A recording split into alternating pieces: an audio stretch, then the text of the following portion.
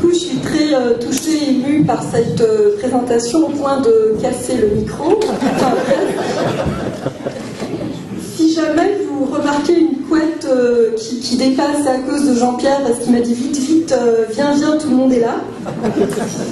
Voilà, donc c'était ma façon de vous dire bonjour, de vous dire bienvenue, d'exprimer toute ma reconnaissance pour cette invitation et de vous dire surtout combien je suis heureuse d'être là aujourd'hui parmi vous pour parler d'un sujet passionnant, complexe, sur lequel je réfléchis depuis une vingtaine d'années, pour lequel j'ai écrit des ouvrages importants, pour lequel je parcours le monde depuis près de 20 ans. Concept qui se décline différemment d'un pays à l'autre, d'un peuple à l'autre, d'une région à l'autre.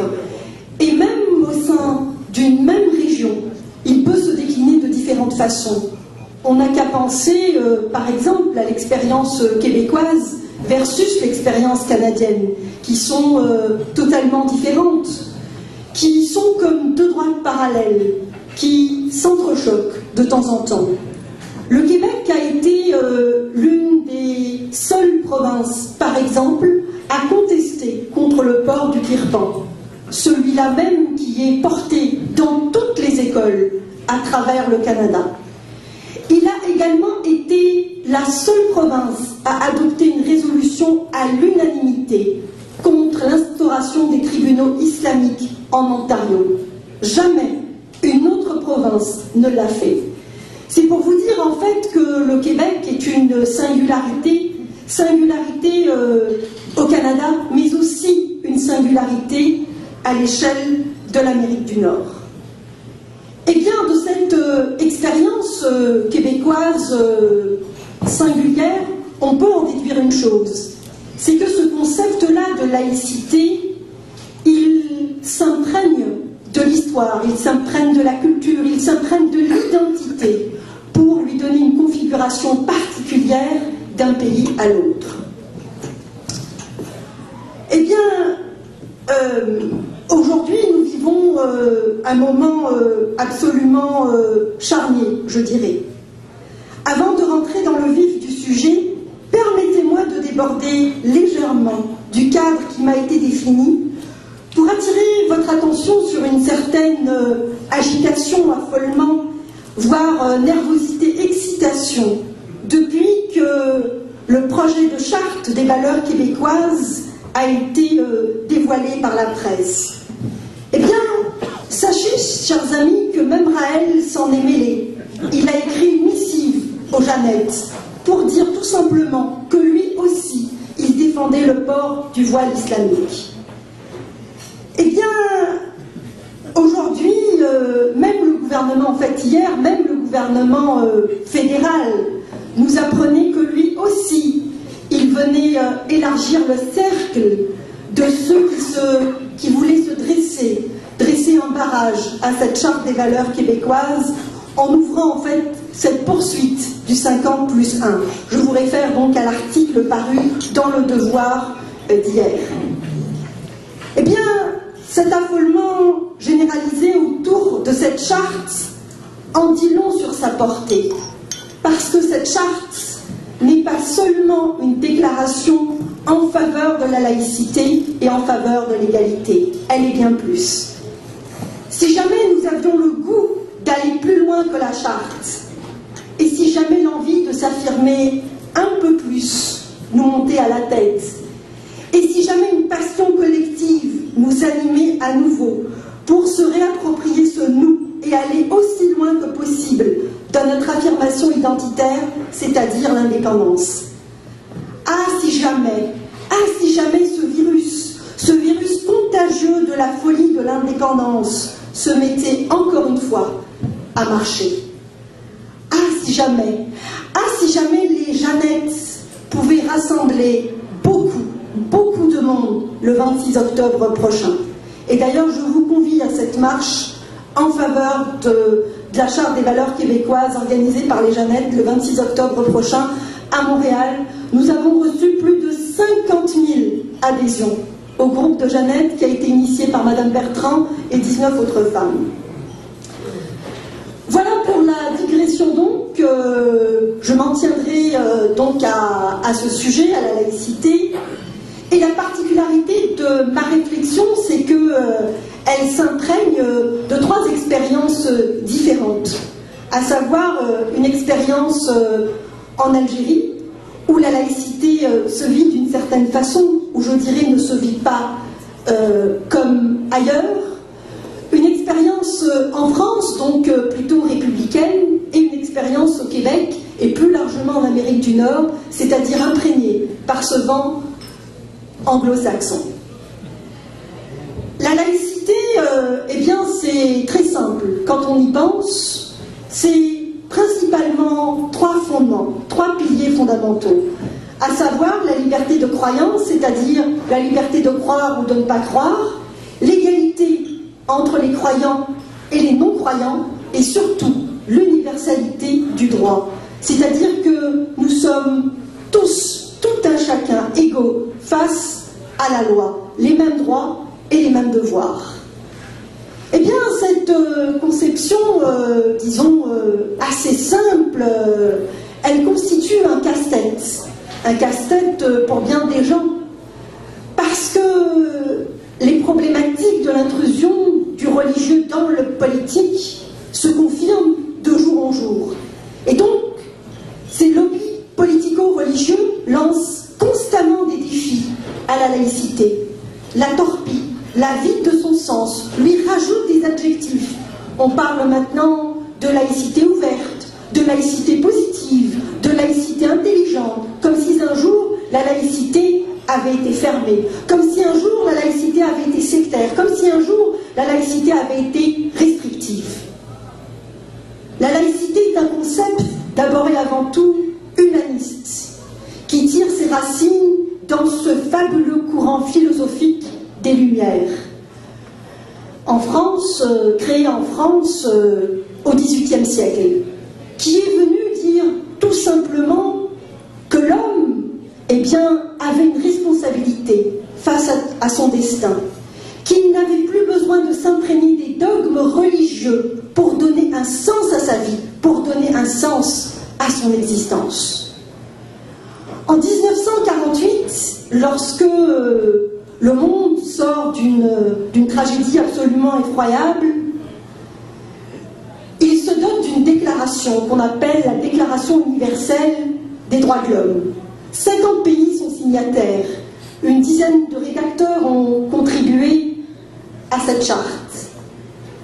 Elle était imprégnée de l'universalisme, elle était imprégnée de l'égalité, elle était imprégnée aussi de la dignité de chaque homme, qui rejoignait la dignité de l'humanité.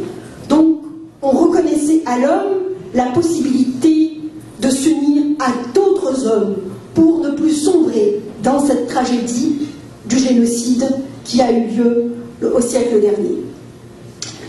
Eh bien, cette déclaration qui s'imprègne de l'universalisme, elle a été mise à branle depuis les années 80, et je dirais surtout depuis les années 90, en raison d'abord d'États islamiques, à leur tête l'Iran, mais pas seulement, l'Arabie Saoudite, le Qatar, depuis une vingtaine d'années, qui s'agitent sur la scène internationale pour essayer de marquer les résolutions onusiennes, d'abord du respect des cultures, du respect des traditions, du respect des coutumes, de l'interdiction du blasphème.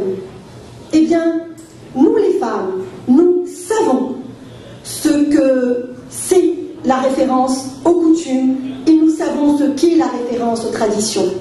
C'est-à-dire qu'il n'y a pas d'égalité. C'est-à-dire que l'on renvoie aux femmes à un différentialisme culturel. C'est-à-dire que l'on permet de larguer la moitié de l'humanité au diktat du religieux. Voilà la bataille qui est en train de se jouer aux Nations Unies depuis 1990. Deux courants s'affrontent.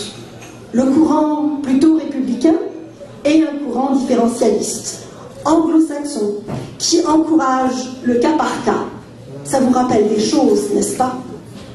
Et le courant plutôt républicain, c'est-à-dire attaché à l'égalité, attaché à l'universalité du droit, qui, lui, veut plutôt des balises, plutôt des règles générales établies et surtout comprises par tous.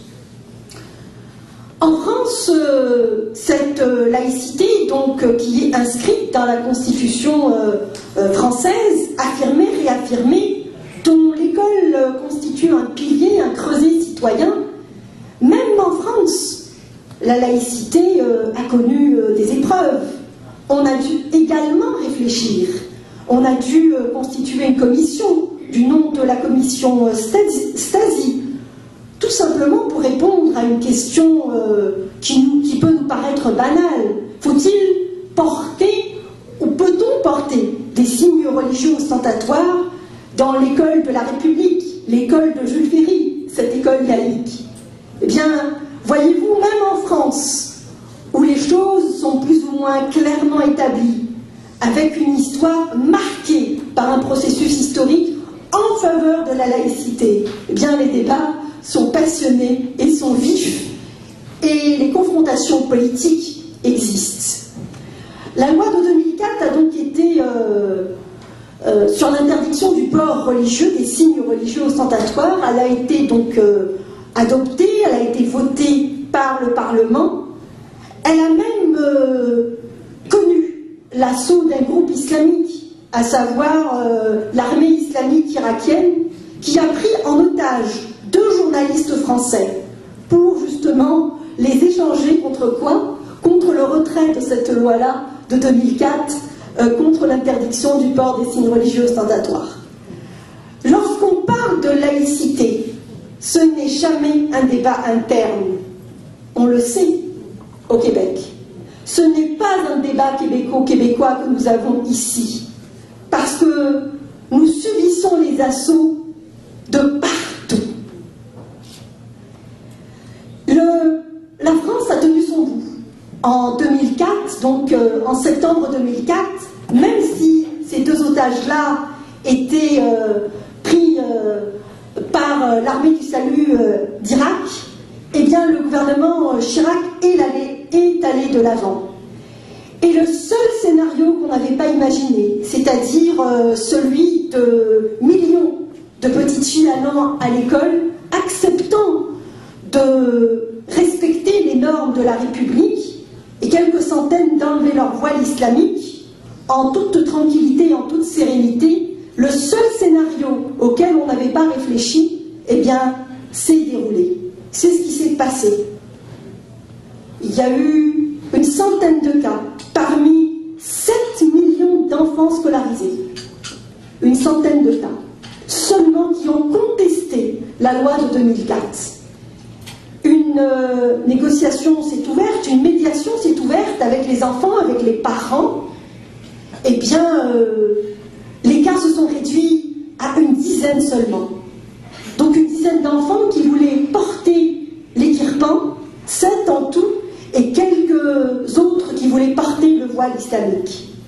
Bien, il y a une leçon à tirer de ceci, de cette expérience française, c'est que lorsqu'il y a un consensus général, lorsque le peuple se tient debout, lorsque l'État va de l'avant, eh bien, il est aussi capable de mettre en échec les lobbies politico-religieux, y compris les lobbies terroristes. C'est la première leçon que nous devons tirer de cette expérience.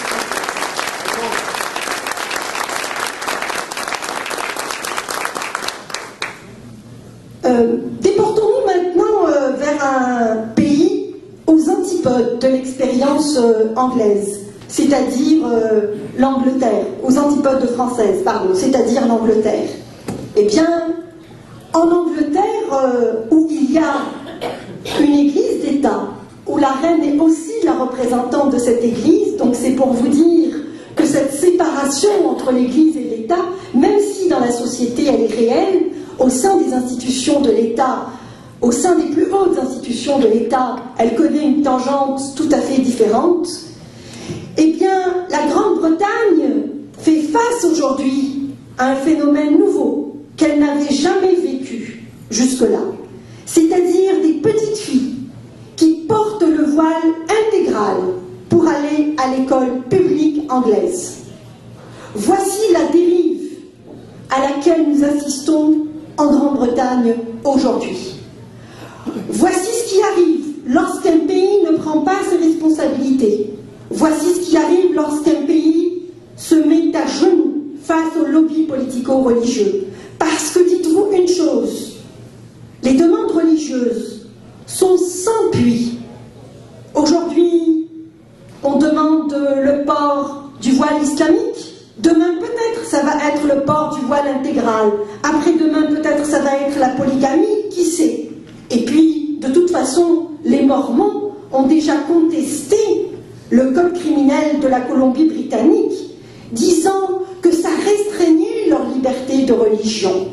Ces pauvres chéris, qui sont mariés à 40 femmes, qui sont mariés à 50 femmes, eh bien, ils contestent l'autorité du code criminel de la Colombie-Britannique. Regardez le ridicule dans lequel nous vivons. Regardez le ridicule de cette constitution canadienne qui proclame la suprématie de Dieu. C'est là aussi un autre problème, une autre contradiction dans laquelle nous vivons, à savoir cette dualité entre, d'une part, le Canada et le Québec. Le Québec s'est doté d'une laïcité, je dirais, à défaut. Une laïcité, d'ailleurs, qui est inscrite nulle part formellement. Et donc, c'est pour ça que dans l'une des propositions de la Charte des valeurs québécoises, il est mentionné que l'on doit inscrire formellement, que l'on doit établir un cadre juridique clair pour enchasser la laïcité dans la Charte québécoise des droits et libertés. Et d'ailleurs, cette charte-là a été modifiée il y a à peine quelques années, en 2008, pour y introduire un concept que nous connaissons, le concept de femme, tout simplement parce qu'il n'existait pas dans la charte québécoise. On a modifié le préambule de cette charte, d'abord, et on y a inscrit l'article 50 pour spécifier que les femmes et les hommes dans notre pays, le Québec, sont égaux en droit, en devoir, mais aussi en dignité. Et que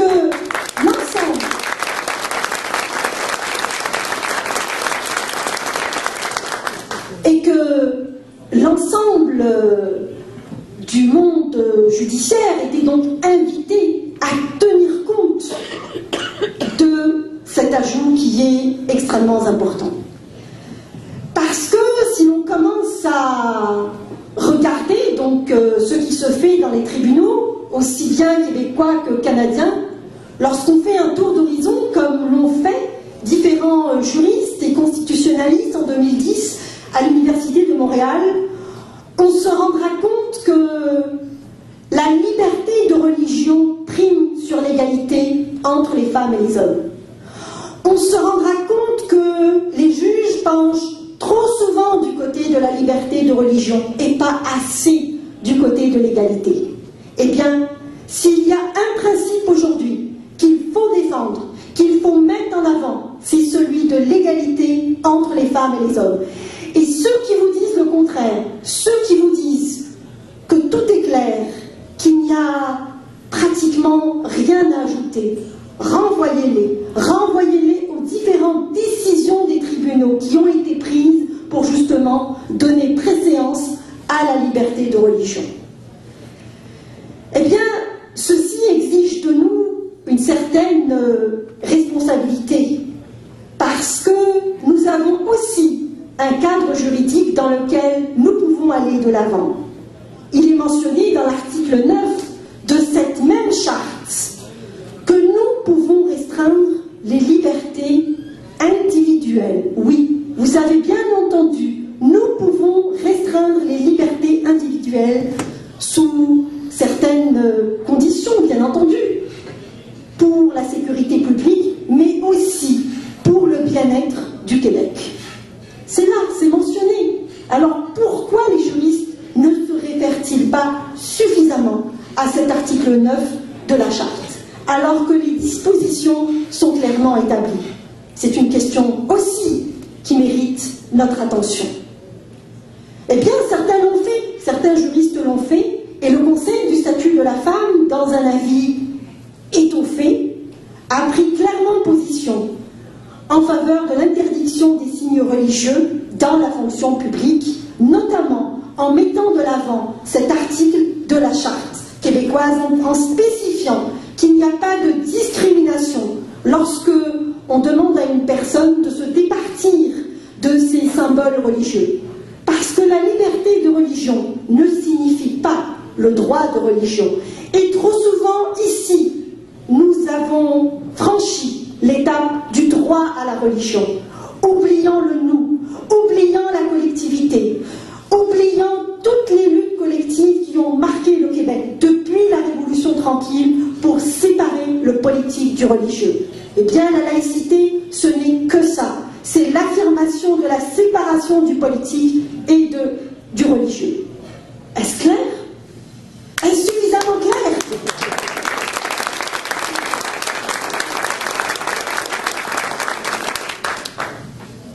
En Belgique, la Belgique adopte plutôt le modèle de l'accommodement. Vous savez, le modèle de la non-chicane, celui qui consiste à ne jamais faire de malheureux, celui qui consiste à toujours opter pour le consensus, comme nous. Nous adorons le consensus, oubliant que la vérité n'est pas la somme de toutes les postures qui existent dans la société, oubliant qu'il y a des postures dans notre société qui sont extrémistes, oubliant qu'il y a des postures dans notre société à éliminer. Et ça, c'est vrai que nous avons du mal, ici au Québec, comme ailleurs, à le faire, parce que nous n'aimons pas, encore une fois, faire des malheureux. Mais la laïcité, c'est précisément donner un cadre, offrir un cadre philosophique, politique, pour faire de l'égalité entre croyants et non-croyants un levier démocratique. Y a-t-il plus inclusif? Y a-t-il plus généreux? Y a-t-il plus humaniste que cette égalité-là? Eh bien, les Belges qui fonctionnent aussi au cas par cas, c'est-à-dire ils sont à mi-chemin entre l'expérience anglaise et l'expérience française, ils se retrouvent aujourd'hui avec un parti qui s'appelle Islam. C'est un parti municipal qui a présenté trois candidats aux dernières élections municipales. Et devinez quoi? Ils en font élire 2 sur 3. Ces 2 élus municipaux qui se réfèrent directement à la charia islamique veulent appliquer la charia en Belgique, y compris pour les Belges. Ça va être la charia version belge. Imaginez-vous. La Belgique a laissé donc différents paliers prendre les décisions. Parce que justement la loi n'est pas universelle. Eh bien, chaque école légifère, chaque hôpital prend la décision qui lui convient, chaque centre culturel, chaque centre communautaire. Dans les faits, ça a donné que 93% des établissements scolaires interdisent le port des signes religieux pour les enfants. Et l'ensemble des enseignants, il est interdit à l'ensemble des enseignants le port de symboles religieux. Parce qu'on comprend que, à travers l'école, eh bien, c'est la société de demain qu'on est en train de construire. Et s'il y a un espace qui subit aujourd'hui l'assaut frontal des différents lobbies politico-religieux, c'est bien l'école. On n'a qu'à s'interroger par rapport au Québec, à l'expérience québécoise. Nous qui avons déconfessionnalisé les écoles, voilà quelques années seulement, grâce justement aux catholiques, grâce aussi aux protestants, qui ont consenti à se départir de leurs droits constitutionnels pour s'inscrire dans quelque chose de plus grand, pour s'inscrire dans le nous québécois, dans le nous citoyen, dans la collectivité. Bien, posons-nous la question aujourd'hui, où en est cette déconfessionnalisation? Peut-on réellement parler de déconfessionnalisation alors que différents symboles des minorités religieuses existent dans les établissements scolaires, à l'école publique québécoise? Non. Nous n'avons pas déconfessionnalisé les écoles, nous les avons déchristianisées. C'est ça la vérité. Nous avons enlevé les symboles de la majorité, nous avons ôté les crucifix, nous avons changé le cours de morale pour un cours de ECR qui prépare les enfants déjà dans le berceau pratiquement à ingurgiter ce qu'est le multiculturalisme, qui oblige aussi les enfants vers ce consensus, à accepter ce consensus. Plusieurs vous diront, mais un voile c'est inoffensif, mais ça te dérange? Mais en quoi ça te dérange? C'est l'individualisme qui prime sur le nous, c'est le jeu qui fait ombrage à toutes ces luttes collectives. C'est une question sérieuse aujourd'hui qu'on doit se poser par rapport à l'école. Quel projet pour l'école québécoise? Va-t-on encore continuer pendant longtemps à se fermer les yeux sur ce problème? Bien, à un moment donné, cette équation de déconfessionnalisation, si vous préférez, de séparation du politique et du religieux, de la laïcité en somme, elle ne se réduisait qu'à la religion de la majorité. Eh bien, ce travail-là, nous l'avons fait. Nous l'avons fait à travers la Révolution tranquille. Sauf qu'aujourd'hui, il y a d'autres paramètres qui viennent complexifier cette équation, qui viennent l'alourdir, qui viennent quelque part la parasiter aussi. Ce sont les religions des minorités. Nous n'avons pas suffisamment réfléchi à cette question. Nous n'avons pas suffisamment vu les choses venir. Nous n'avons même pas voulu se poser les questions. Et ceux qui se posent les véritables questions, ils sont souvent catalogués de racistes, ils sont souvent catalogués de xénophobes, ils sont souvent catalogués de petits, ils sont souvent méprisés par une classe médiatique qui s'est mise au service de l'élite dominante, en plus d'une classe, d'une élite qui s'est mise aussi au service de la classe dominante. Voilà le nombre d'ennemis que nous avons aujourd'hui qui se donnent la main pour miner le projet de la Charte des valeurs québécoises. Donc c'est dire que face à la diversité des fronts qui s'offrent à nous et la diversité des oppositions, la stratégie des oppositions adoptées, la cohérence, vous avez bien vu que la Commission des droits de la personne est sortie dans une charge absolument acerbe contre le projet de charte. Eh bien, c'est la première fois que l'institution prend une position avant qu'un projet de loi ne lui soit soumis. C'est quand même fou. C'est quand même... Nous vivons, je vous assure, par moments je me dis, mais c'est Disneyland, ma parole. Il y a vraiment des choses, mais incroyables qui se passent. Donc, c'est dire que c'est pour ces gens-là, l'impact symbolique que crée aujourd'hui la Charte des valeurs dans l'esprit de chacun d'entre nous est importante.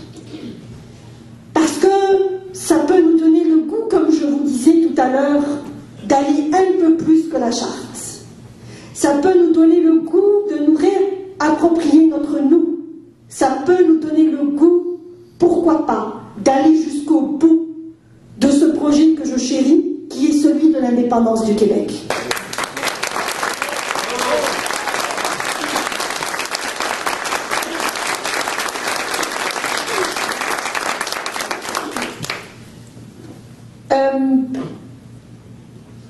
Je vais vous dire quelques mots de mon expérience en Algérie, c'est-à-dire un pays où la séparation du politique et du religieux n'existe pas, c'est-à-dire un pays où il y a une religion d'État, parce que l'islam est religion d'État. Comme dans la plupart des pays arabes et musulmans, à l'exception de la Turquie, bien évidemment. La laïcité, c'est venu après dans ma vie. J'ai commencé d'abord par le féminisme, parce que j'ai compris, très jeune, très tôt, que celles qui n'avaient pas de zizi étaient formatées à servir ceux qui avaient un zizi. Eh bien, j'ai toujours rejeté cette vision des femmes, cette vision des hommes. J'ai toujours rejeté cette vision de la société. Et plus tard, lorsque j'ai commencé à faire mes premiers pas à l'école, c'est-à-dire dans une école de quartier, parce que mon père était attaché à cet idéal d'école populaire, d'école démocratique, d'école gratuite pour tous. Je fréquentais la même école que tout un chacun. Eh bien, j'étais aussi contrainte d'apprendre les versets coraniques. Tous les jours, nous nous levions pour scander notre supériorité, c'est-à-dire celle des musulmans, vous aurez compris, pour scander l'infériorité des autres. C'est ce que tous les enfants, dans tous les établissements scolaires, à travers tout le monde arabe, à travers tout le monde musulman, font. Scander leur supériorité, cracher leur haine des autres, dire leur détestation aussi de la liberté. En 1982, il y a eu un projet de loi qui a été voté. Enfin, voté, c'est trop dire, parce que c'était à l'époque du parti unique. Donc tout le monde était d'accord. Contrairement au Québec, il n'y avait jamais de chicane. Un projet de loi donc a été voté qui porte le nom du Code de la famille. Et ce projet de loi établissait clairement les privilèges de l'homme et les devoirs de la femme. Dans l'un de ces articles, il est par exemple mentionné que la femme, a le devoir d'obéir à son mari et à ses beaux-parents. C'est vrai que dans certains cas, ça règle bien des problèmes. Mais disons que ça en cause d'autres. Dans un autre article de ce code de la famille, bien entendu, où la femme n'a jamais d'autorité parentale, il est mentionné que le mari avait l'obligation de corriger sa femme. Alors on s'est posé des questions, mais de quelle correction s'agit-il et surtout comment corriger la femme? Ça a donné des débats mais absolument passionnants à l'Assemblée populaire algérienne, l'Assemblée populaire démocratique, algérienne, sur comment corriger sa femme. À savoir, faut-il la corriger avec une savate? Faut-il la corriger avec une ceinture? Faut-il la corriger avec un bâton de bois? Quelle est la dimension, quelle est la longueur du bâton qu'il faut choisir pour corriger sa femme? Si je vous dis ça, c'est pour vous dire tout simplement que le projet islamiste a d'abord torpillé l'école, ensuite il s'est attaqué aux droits des femmes, et en 1990, il y a eu une flambée de violence en raison de la montée justement de ces partis politiques islamistes qui voulaient faire de l'Algérie une théocratie. Donc ils ont d'abord mis la main sur l'école, ensuite ils ont miné les droits des femmes. Donc en matière de laïcité, la théocratie c'est la négation même de la laïcité, alors que la laïcité c'est la séparation des sphères politiques et des sphères religieuses, alors que la laïcité nous dit qu'on ne doit jamais se référer aux dogmes religieux. La laïcité nous dit on respecte la religion, tant que la foi ne fait pas la loi. Et ça, en Algérie, nous l'avons raté. En 1994, nous avons donc quitté l'Algérie, quitté ce beau pays méditerranéen dans lequel j'ai grandi, pour partir en France, parce qu'on a été condamné à mort, l'ensemble de ma famille, par le djihad islamique algérien, c'est-à-dire par le FIDA, le Front islamique du djihad armé. C'était une organisation paramilitaire, parmi tant d'autres organisations, qui se spécialisaient dans la liquidation physique des intellectuels, de l'ouest du pays. Dans cette prolifération de groupes terroristes, chacun avait sa job. Il y avait donc comme disait Marx, il y avait une répartition du travail à l'échelle de l'ensemble du territoire algérien. Eh bien, lorsque nous nous sommes installés en France, je pensais larguer à tout jamais cette expérience. Et je me suis rendu compte qu'en France aussi, il y avait un terreau favorable pour l'exploitation du sentiment religieux. Je me suis rendu compte que cette France que je pensais marquée, caractérisée par ce triptyque que je chéris, à savoir liberté, égalité, fraternité, avait elle aussi fait une place à ce projet obscurantiste, islamiste. Je faisais de l'aide aux devoirs à quelques enfants d'origine maghrébine dans des banlieues nord de Paris. Eh bien, je me suis rendu compte qu'eux aussi fréquentaient bien trop souvent la mosquée. Je me suis rendu compte aussi qu'en France, il y avait des prédicateurs virulents. Je me suis rendu compte aussi qu'en France, il y avait une pression exercée sur les filles pour suivre un certain comportement. Je me suis rendu compte aussi en France que bien souvent, les filles étaient obligées de porter le voile islamique, qu'on attendait d'elles à ce qu'elles se marient avec les membres de leur communauté. Je me suis rendu compte que bien des chemins existaient pour s'émanciper en France lorsqu'on portait un nom arabe et un nom musulman. Eh bien, j'avais envie de quitter tout ceci et je suis partie aussi loin que possible, c'est-à-dire au Québec. Le choix du Québec me paraissait évident. C'était un endroit où il faisait bon vivre pour les femmes. C'était mon critère, mon premier critère.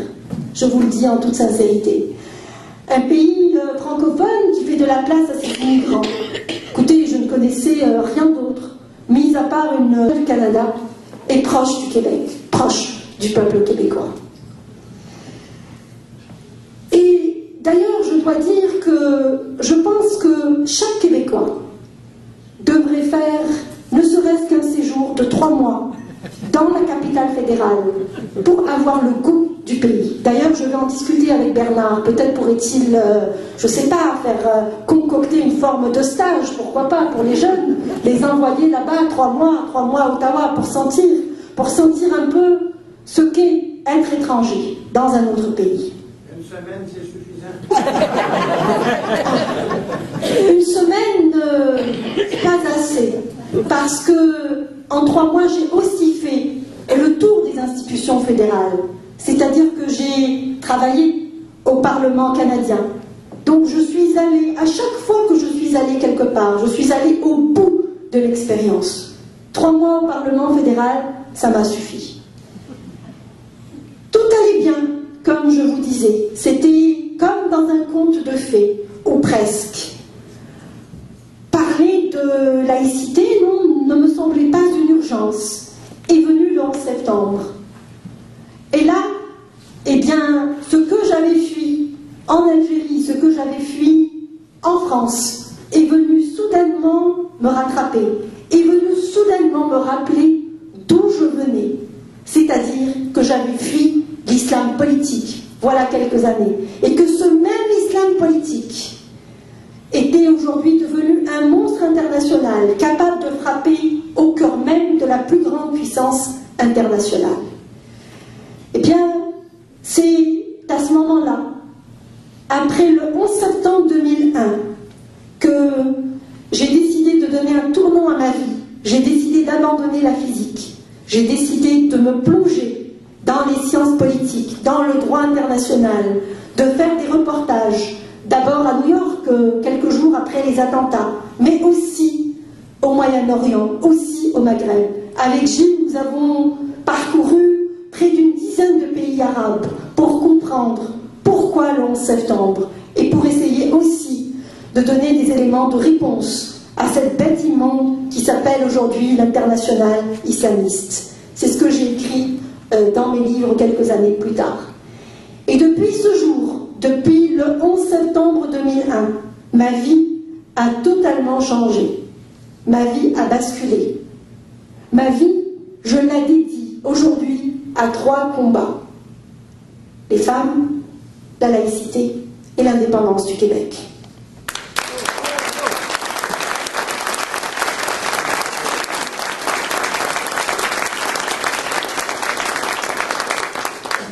Je suis convaincue d'une chose, que résister est un privilège qui lie mon destin à celui de chacun d'entre vous. Aujourd'hui, une force tranquille m'habite pour faire du Québec un endroit où il fait bon vivre, où les femmes et les hommes sont égaux, où il est possible, lorsqu'on vient d'ailleurs, de s'approprier le nous, de l'enrichir et de lui donner des ailes, pourquoi pas, vers l'indépendance, pour qu'un jour nous puissions siéger, nous aussi, aux Nations Unies, comme qualité de peuple souverain, de peuple libre. Je vous remercie. Bravo.